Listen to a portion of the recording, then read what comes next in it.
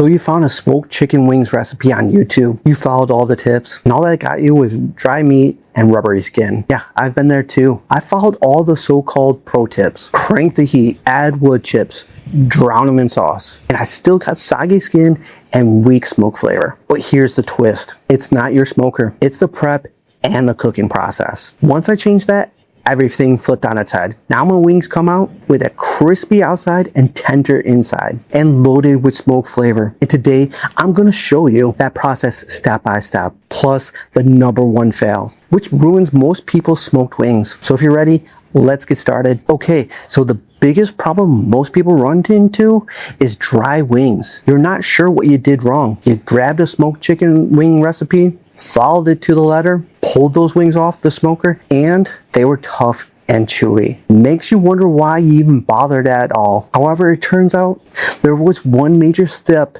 that you forgot to do. It's called brining. Now I get why people skip brining. It feels like extra work, right? I used to think the same thing too. Skipped it every time. And every time I got these sad dry wings that nobody wanted to eat. What happens when you skip this step is that the heat pulls out the moisture right out of the meat. No juice, weak flavor, basically just saw your money go up in smoke. I'll never forget this one cookout I did for my buddies. It was a guy's night and I skipped the brine because I was running late. I pulled off what looked like perfect wings. Nice color, smelled great, but the first bite, yeah, the skin was crispy, but the inside was like eating cardboard. My buddy takes a bite and goes, "Dude, did you smoke chicken wings?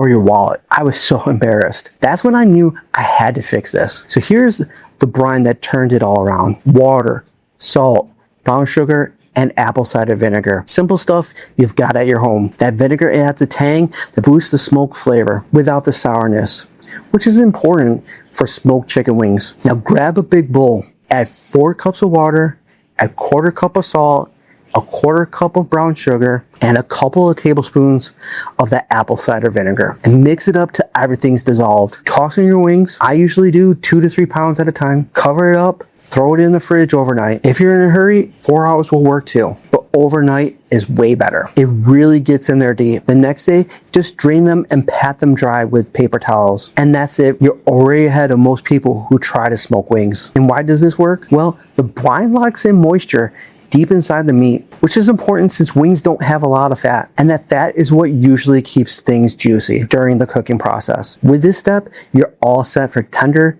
tasty wings. Flavor is the next fail that we need to fix. Too many wings end up bland or worse, they're burnt. Now, sugar-laden rubs are added and sauces go on way too early and burn. And this gives you bitter flavors that overshadow your hard work. Beginners usually figure the flavor comes from the big seasoning blast. But the real secret here, it's all about layering the flavor step by step. And what we're doing here is I call the layered flavor system. It's simple. Add a base layer of salt and pepper and garlic powder, then add a barbecue rub that's low in sugar. Finally, glaze the wings with barbecue sauce at the very end, right before serving. This system keeps flavor balanced. It avoids burning, and it's customizable for picky eaters. Some people like a dry rub wing, and some people like a sauced wing. Both are fine, neither is right or wrong. It's all about personal preference. So post brine, pat the wings dry, then sprinkle on your base rub, roughly 1 tablespoon per pound. Mix equal parts salt,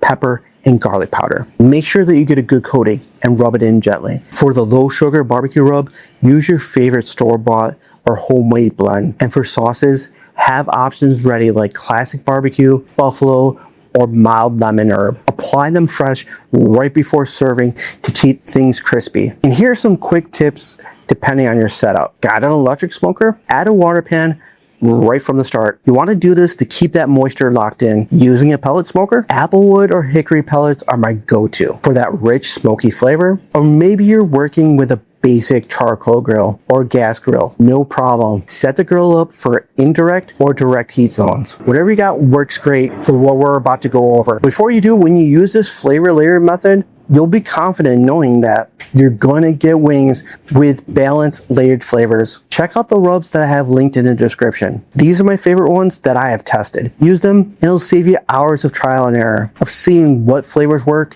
and which ones do not. Now, let's tackle the final fail that haunts every backyard griller. Rubbery skin. Even if you nailed the perfect brine and seasoning from earlier, low heat smoking alone won't give you that satisfying crunch. This is the step that separates the beginners from the backyard barbecue legends. I've seen it myself. Wings can look great coming off the smoker, but without this finish, they flop when you bite into them. Getting this right turns your smoked chicken wings recipe into a crowd pleaser. So get ready for the high fives that you're gonna get. Here's where my hybrid crisp method comes in. We start with a low and slow smoke to lock in that smoky flavor. Then we finish with a high heat blast at 400 degrees Fahrenheit for about 5 to 10 minutes on a gas grill. Or you can use an oven, a broiler, or an air fryer if that's your setup. The key is monitoring their internal temperature. You want to hit 185 to 195, ensuring that you get tender, juicy meat that pulls clean off the bone, paired with crispy golden skin that makes all the difference. Start by firing up your smoker to 275. I love an applewood and mesquite blend for a robust flavor. This gentle heat sets the foundation for juicy wings. Without rushing the process, load your wings onto the smoker grates and then spread them out for good airflow and smoke coverage. Let them smoke for about 1.5 to 2 hours, flipping about halfway through to ensure that both sides get that smoke flavor. This slow cook infuses flavor deep into the meat, but don't skip the flip. It prevents uneven cooking, and before you know it, it's time to check the internal temperature. Grab a meat probe and check the thickest part of the wing away from the bone. Aim for 165 to 175 internally, and this temperature range means that the collagen has broken down, giving the tenderness we're after while keeping the meat juicy, setting you up perfectly for the next step. Now, admittedly, this is the hardest step in the process. Take the wings off the smoker and move them straight to a preheated gas grill. Set it for 400 degrees Fahrenheit. You want the grill setup to be a 2-zone fire setup. One side of the grill is screaming hot and the other side is much cooler. Lay the wings down on the grates on the hot side. Let them sit there for about 4 minutes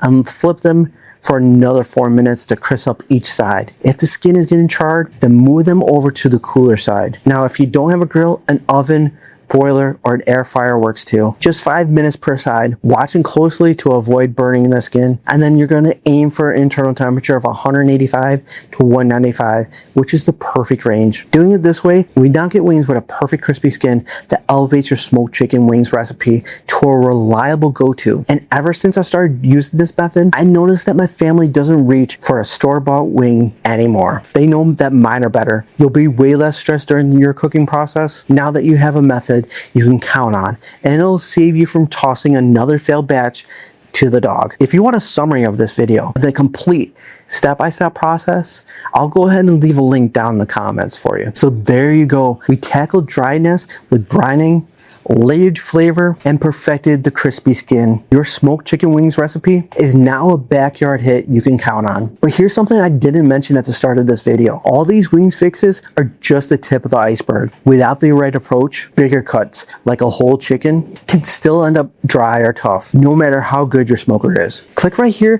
to watch my next video, where I show you how to smoke a whole chicken in an electric smoker. I'll walk you through it step by step to make sure that you get the juiciest, most flavorful chicken you ever smoked before. Check out that video now. I'll see you there.